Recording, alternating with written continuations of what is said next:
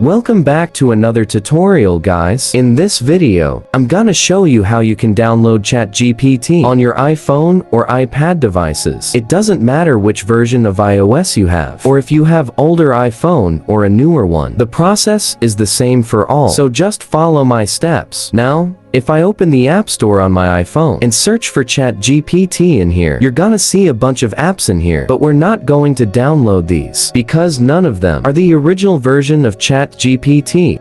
These apps are all copies of the popular chatbot. ChatGPT doesn't have an official app for the iPhone or even Android devices yet. So what we need is to exit the App Store and then open Safari. Don't open Google Chrome or other browsers, but we need Safari. Now in Safari, open the official ChatGPT website. And when you open the website and log into your account, you need to click on the share button right here, and it will open the sharing menu. Now, you need to find a button called Add to Home Screen.